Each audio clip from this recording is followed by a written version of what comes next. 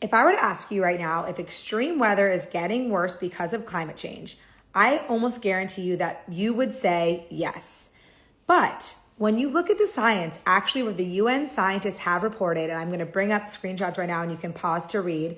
When you look at the science, droughts, flooding, hurricanes, wildfires, tornadoes, all of those things are either steady or they have actually slightly declined. And this is so interesting. And the writer Bjorn Lomborg, who wrote the book False Alarm, talks about this in his book. And he says the story of climate change making extreme weather worse is such a sticky story because it feels so true.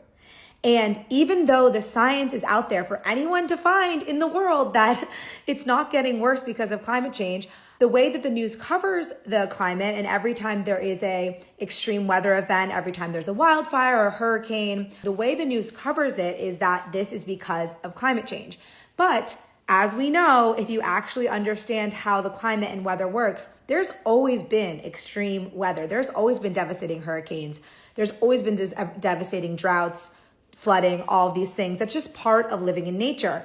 But in modern times, we are so protected from the impacts of weather that I think that we forget that it's normal for these things to happen. And then you pile on top of it the modern narrative around climate change and the fact that we've seen 1.3 degrees of warming over the last century. And it's just an easy next level of conclusion. The planet's heating and extreme weather has got to be getting worse. But the science does not bear this out. And I think this also goes back to something about human psychology.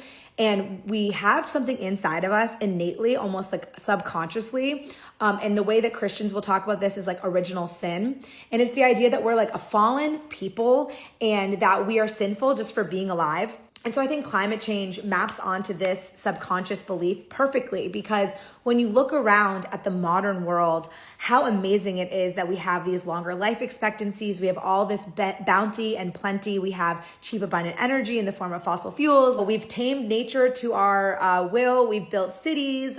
We have art, philosophy. And there's something about the human mind that we can't just say, wow, this is so great. Like, I'm so grateful. Like, we're awesome. Like, pat ourselves in the back like humans rule. No. We have to feel guilty and shameful and like there's something wrong with us.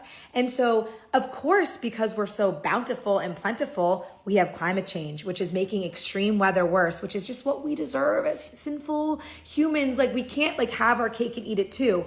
But the good news is, guys, we actually can, because if you look at climate change and extreme weather, it's seriously not getting worse. And it's great news that should be shouted from the rooftops.